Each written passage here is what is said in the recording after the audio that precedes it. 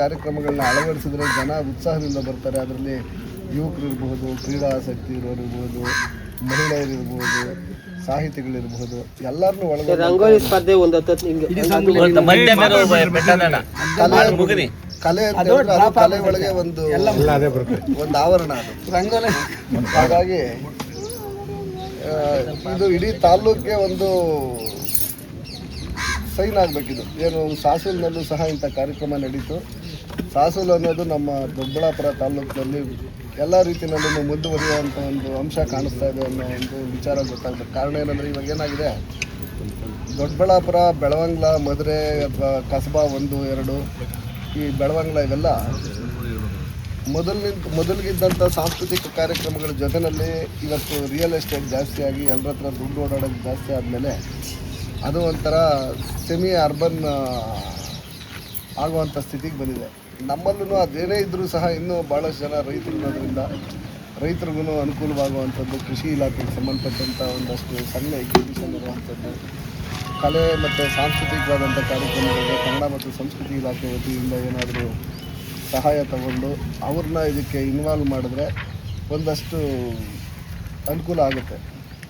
ಆ ಕಾರ್ಯಕ್ರಮಕ್ಕೆ ಯಾರನ್ನ ಕರಿಬೇಕು, ಸರ್ಕಾರದ ವತಿಯಿಂದ ಯಾರನ್ನ ಕರಿಬೇಕು, ಜನಪ್ರತಿನಿಧಿಗಳನ್ನ ಯಾರನ್ನ ಕರಿಬೇಕು, ಇದರಲ್ಲಿ ರಾಜಕಾರಣ ಮಾಡುವಂಥ ಅವಶ್ಯಕತೆ ಯಾರಿಗೂ ಇರಬಾರ್ದು. ಕಾರಣ ಏನಂದರೆ ಇದು ಎಲ್ಲರೂ ಒಟ್ಟಾಗಿ ಮಾಡಿದ್ರೆ ಮಾತ್ರ ಫಲಪ್ರದವಾಗುತ್ತೆ.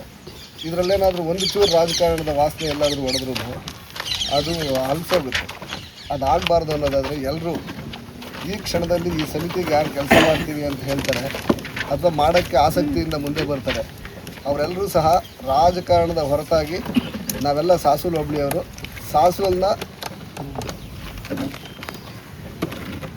ನಮ್ಮ ದೊಡ್ಡಬಳ್ಳಾಪುರದ ಇತಿಹಾಸದಲ್ಲಿ ಒಂದು ಬೈಲ್ಗಲ್ಲಾಗಿ ತೊಗೊಂಡೋಗುವಂಥ ಒಂದು ವಿಚಾರಧಾರೆಗಳಿದೆ ಅನ್ನೋವಂಥದ್ದಾದರೆ ಇದು ಒಂದು ಕೇವಲ ಒಂದು ವರ್ಷದಲ್ಲೋ ಒಂದು ದಿವಸ ಮಾಡಿಬಿಟ್ಟು ಬಿಟ್ಬಿಡೋ ಅಂಥ ಕಾರ್ಯಕ್ರಮ ಆಗಬಾರ್ದು.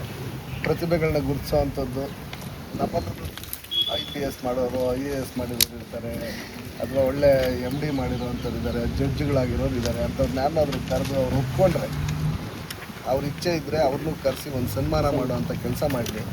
ಅವ್ರಿಗೆ ಮುಂದಿನ ದಿನದಲ್ಲಿ ಇಲ್ಲಿ ನಾವು ಇದಕ್ಕೆ ಇನ್ವಾಲ್ವ್ ಆದರೆ ನಮ್ಮ ನೆರಳಿನಲ್ಲಿ ಇನ್ನೊಂದಷ್ಟು ಜನ ಮೇಲೆ ಬರ್ತಾರೆ ಅನ್ನೋವಂಥ ಒಂದು ಮಾರ್ಗದರ್ಶನ ಅವ್ರ ಕಡೆಯಿಂದಲೂ ಸಿಗಲಿ.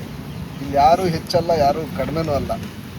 ಕಾರಣ ಏನು ಅಂತ ಹೇಳಿದ್ರೆ, ನಮ್ಮಲ್ಲಿ ಈಗ ನಾಗರಾಜು ಮಾತಾಡ್ತಾ ಅದನ್ನೇ ಹೇಳ್ತಾರೆ, ಸ್ವಾಮಿ ಎಲ್ಲ ನಮ್ಮವರೇ ಅಂದ್ಕೊಂಡ್ಬಿಡ್ತಾರೆ. ಎಲ್ಲ ನಮ್ಮವರೇ, ಸಾಸೂಲು ಹೋಬಳಿನಲ್ಲಿ ಹುಟ್ಟಿರೋವಂಥ ಎಲ್ಲರೂ ನಮ್ಮವರೇ. ಕೇವಲ ಜಾತಿಯಿಂದ ಗುರುತಿಸಬಾರ್ದು. ಬಲರಾದರೆ ನಮ್ಮವರು, ಬ್ರಾಹ್ಮಣರಾದರೆ ನಮ್ಮವರು, ಆಚಾರ್ಯರಾದರೆ ನಮ್ಮವರು, ರೆಡ್ಡಿಗಳಾದರೆ ನಮ್ಮವರು.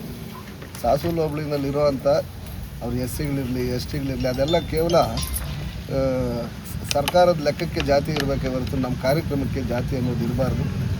ಆ ಮೂಲಕ ಸಮಗ್ರವಾಗಿ ಒಂದು ಒಳ್ಳೆಯ ಕೆಲಸನ ಮೊದಲನೇದಾಗಿ ಮಾಡಬೇಕು ಅಂತ ಹೇಳಿ ಹೊರಟಿರುವಂಥ ನಿಮ್ಮೆಲ್ರಿಗೂ ಇದನ್ನು ಮೈಗೂಡಿಸ್ಕೊಂಡು ಮುಂದಿಂದು, ಯಾಕೆಂದರೆ ಜಯರಾಮ್ ಅವರು ಇಲ್ಲಿದ್ದಾರೆ, ಚಂದ್ರು ಅವ್ರಿಗೂ ಚೆನ್ನಾಗಿ ಗೊತ್ತಿದೆ ಏನೇನು ಕಾರ್ಯಕ್ರಮಗಳನ್ನ. ಗೋವಿಂದರಾಜು ಅವರು ಇದ್ದಾರೆ, ನಮ್ಮ ಹೋಬಳಿನಲ್ಲಿ ಇನ್ನು ಮಿಕ್ಕಿದವರೆಲ್ಲ ನಾವಿಲ್ಲಿ ಕೂತಿದ್ದೀವಿ. ಕಾರ್ಯಕ್ರಮಗಳ ರೂಪುರೇಷೆಗಳು ಒಂದು ಸ್ವಲ್ಪನೂ ಟೈಮ್ ವೇಸ್ಟ್ ಆಗದೆ ಇದ್ದಾಗ ಇರೋ ಒಂದು ದಿವಸನ ನಾಜೂಕಾಗಿ ಊಟದ ವ್ಯವಸ್ಥೆ ಇರ್ಬೋದು, ತಿಂಡಿ ವ್ಯವಸ್ಥೆ ಇರ್ಬೋದು, ಕುಡಿಯೋ ನೀರಿಂದಿರ್ಬೋದು, ಶುಚಿತ್ವಕ್ಕೆ ಗಮನ ಕೊಟ್ಟು, ನಮ್ಮಲ್ಲಿ ಯಾಕೆಂದರೆ ನಾವು ಇನ್ನು ಗ್ರಾಮಾಂತರ ಪ್ರದೇಶದಲ್ಲಿರೋದ್ರಿಂದ ಭಾಳಷ್ಟು ಕಾರ್ಯಕ್ರಮಗಳನ್ನ ನಾವು ನೋಡ್ತೀವಿ. ತಿಂದಿದ್ದು ಅಲ್ಲೇ ಬಿಸಾಕೋಗುವಂಥದ್ದು ಒಂದು ಡಿಸಿಪ್ಲಿನ್ ಸಹಿತ ಒಂದು ಪ್ರಾರಂಭ ಆಗಲಿ. ತಿಂದೆಲ್ಲಂದ್ರಲ್ಲೇ ಬಿಸಾಕದೆ ಕೈನ ಕ್ಲೀನಾಗಿ ತೊಳ್ಕೊಂಡು, ನೀರು ಅಷ್ಟೇ ಕೊಟ್ಟಿದ್ದನ್ನು ಸಂಪೂರ್ಣವಾಗಿ ಉಪಯೋಗಿಸ್ಕೊಳ್ಳೋವಂಥ ಒಂದು ವ್ಯವಸ್ಥೆನ, ಇದು ಕೇವಲ ಕಾರ್ಯಕ್ರಮ ಅಲ್ಲ, ಇದೊಂದು ನಮಗೆ ಜ್ಞಾನಾರ್ಜನೆ ಕಲಿಯುವಂಥ ಒಂದು ಯೂನಿವರ್ಸಿಟಿ ಥರ ಆಗಲಿ. ಅದಕ್ಕೆ ಪೂರಕವಾಗಿ ಏನೇನು ಜೋಡಿಸ್ಕೊಳ್ತೀರೋ ನಿಮ್ಮ ಜೊತೆಗಳಲ್ಲಿ ನಾವು ಇರ್ತೀವಿ ಅಂತ ಹೇಳಿ. ಈಗ ನಮ್ಮ ಸಾಸಲು ಹೋಬಳಿ ಆಗಿರಲಿ, ಸಾಸಲು ಹೋಬಳಿಯಿಂದ ಮೇಲ್ಪಟ್ಟಂಥವ್ರು ಸಾಹಿತ್ಯ ಪರಿಷತ್ತವ್ರು ಇರ್ತಾರೆ ಅಷ್ಟೇ. ಇನ್ನು ಉಳಿದಂತೆ ಯಾರನ್ನು ಆಹ್ವಾನಿಸೋದು ಬೇಡ. ಇದು ಫಸ್ಟ್ ಕಾರ್ಯಕ್ರಮ. ಈಗ ಇದು ಶಿಷ್ಟಾಚಾರಕ್ಕೆ ಇದೇನು ಬರೋದು, ಶಿಷ್ಟಾಚಾರ ಏನಿರಲ್ಲ. ಶಿಷ್ಟಾಚಾರದ ಪ್ರಶ್ನೆ ಹೇಳಲಿಲ್ಲ. ಅಲ್ಲ ಅದನ್ನ ನಾನು ಹೇಳಿದ್ದು ಅಭಿವೃದ್ಧಿಗೆ ಉಪಯೋಗಿಸ್ಕೊಳ್ಳೋದು ಅಷ್ಟೇ ನಾನು ಹೇಳಿದ್ದು ಬಿಟ್ಟರೆ ಇದರಲ್ಲಿ ಅಲ್ಲ ನಾನು ಹೇಳ್ತಾ ಇರೋದು ಸ್ವಾಮಿಗಳು. ಅದಕ್ಕೆ ನಾವು ಆದಷ್ಟು ನಮ್ಮ ಹೋಬಳಿಯನ್ನು ಬಳಸ್ಕೊಂಡು ಕಾರ್ಯಕ್ರಮ ಮಾಡೋಣ ಅನ್ನೋವಂಥದ್ದು ಎಲ್ಲರೂ ಆಗಲೇ ನಾವು ಒಂದು ತೀರ್ಮಾನಕ್ಕೆ ಬಂದಿದ್ದೀವಿ. ಆವಾಗ ಅಲ್ಲೇನಾಗುತ್ತೆ ಅಂದರೆ ಅಲ್ಲಿ ಯಾವುದೇ ರಾಜಕೀಯ ಬರಲ್ಲ ಅನ್ನುವಂಥ ಉದ್ದೇಶ ಇಟ್ಕೊಂಡು, ಈಗ ನಮ್ಮ ಹೋಬಳಿಯಲ್ಲಿ ಅಂಥ ರಾಜಕಾರಣದ ವೈಷಮ್ಯಗಳೇನಿಲ್ಲ. ನಾವೆಲ್ಲ ಒಟ್ಟಾಗಿ ಇರ್ತೀವಿ, ಒಟ್ಟಾಗಿ ಈ ವರ್ಷದ ಕಾರ್ಯಕ್ರಮ ಮಾಡೋಣ. ಮುಂದೆ ಇನ್ನು ದೊಡ್ಡ ಕಾರ್ಯಕ್ರಮ ಮಾಡುವಂಥ ಸಂದರ್ಭ ಬಂದಾಗ ನೋಡೋಣ ಯಾರನ್ನು ತೊಡಗಿಸಲು ಸಾಧ್ಯ ಆಗುತ್ತೋ ಅಂತ. ಇದು ಒಂದು ದಿನದ ಕಾರ್ಯಕ್ರಮ. ಏನೇನು ಮಾಡ್ಬೇಕು ಅನ್ನೋದು ಈಗ ನಿಮ್ಮದು ಏನೋ ಐಡಿಯಾ ಇದ್ರೆ ಇನ್ನೂ ಅದ್ರ ಬಗ್ಗೆ ನಾವು ಇನ್ನೂ ಏನು ಡಿಸ್ಕಸ್ ಮಾಡಲ್ಲ. ಓನ್ಲಿ ಇವತ್ತು ಸಮಿತಿ ಮಾಡೋಣ, ಏನು ಗೊತ್ತಿಲ್ಲ, ಸಮಿತಿ ಮಾಡೋಣ. ಒಂದು ದಿನದ ಕಾರ್ಯಕ್ರಮ ಬೆಳಗ್ಗೆ 8 ಗಂಟೆಗೆ ಸ್ಟಾರ್ಟ್ ಮಾಡಿ ಸಂಜೆ ಒಂದು 6-7ಕ್ಕೆ ಮುಗಿಸಿ, ಅಂದರೆ 8 ಗಂಟೆಯಿಂದ ಒಂದು ನಾಟಕ, ಚಿನ್ನಮ್ಮಂದು ಕಥೆಗೆ ಸಂಬಂಧಪಟ್ಟಂತೆ ಒಂದು ನಾಟಕ. ಇಷ್ಟು ಕಾಲಾವಕಾಶ ಇರೋದು.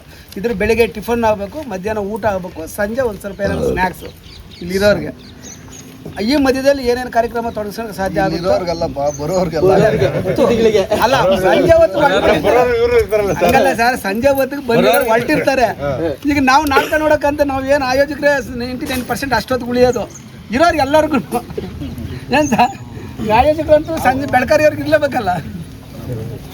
ಇಷ್ಟು ಕಾರ್ಯಕ್ರಮ ನಿಮ್ಮ ಕಡೆ ಏನೇನು ಡಾಕ್ಟರ್ ಬಿ.ಆರ್. ಅಂಬೇಡ್ಕರ್ ಶಾಲೆ ಆವರಣದಲ್ಲಿ ಇವತ್ತು ಸಭೆ ಸೇರಿ ಮಾತನಾಡಲಾಯಿತು, ಚರ್ಚೆ ಮಾಡಲಾಯಿತು. ಕನ್ನಡ ಸಾಹಿತ್ಯ ಪರಿಷತ್ತಿನ ಅಧ್ಯಕ್ಷರಾದ ಶ್ರೀ ಗೋವಿಂದರಾಜರವರು ಈ ಸಭೆಯ ಅಧ್ಯಕ್ಷತೆಯನ್ನು ಚರ್ಚೆ ಮಾಡಲಾಯಿತು. ಹಾಗೂ ಪರಿಷತ್ತಿನ ಪದಾಧಿಕಾರಿಗಳು, ಶಾಸಕ ಹೋಬಳಿಯ ಜನಪ್ರತಿನಿಧಿಗಳು, ಹಿರಿಯ ಮುಖಂಡರು, ಗ್ರಾಮಸ್ಥರು ಎಲ್ಲ ಕೂಡ ಸೇರಿ ಚರ್ಚೆ ಮಾಡಲಾಯಿತು. ಸಾಸಲು ಚಿನ್ನಮ್ಮ ಉತ್ಸವದ ಪೂರ್ವಭಾವಿ ಸಭೆ ಚರ್ಚಿಸಿದ ವಿಷಯಗಳು ಈ ಕೆಳಕಂಡಂತೆ ದಾಖಲಾತಿ ಮಾಡಲಾಯಿತು. ಶ್ರೀ ಗೋವಿಂದರಾಜ್ ಅವರು ಅಧ್ಯಕ್ಷರು, ಇವರು ಸ್ವಾಗತವನ್ನು ಕೋರಿದ್ರು. ಆಮೇಲೆ ಕನ್ನಡ ಸಾಹಿತ್ಯ ಪರಿಷತ್ತಿನ ಕಾರ್ಯದರ್ಶಿಯವರು ಈ ಒಂದು ಸಭೆಗೆ ಪ್ರಾರ್ಥನೆಯೊಂದಿಗೆ ಪ್ರಾರಂಭಿಸಿದರು. ಆನಂತರ ಶ್ರೀ ನಾಗರಾಜ್ ಅವರು ಈ ದಿನದ ಪೂರ್ವಭಾವಿ ಸಭೆಯ ಬಗ್ಗೆ ತಿಳಿಸಿಕೊಟ್ಟಿದ್ದಾರೆ.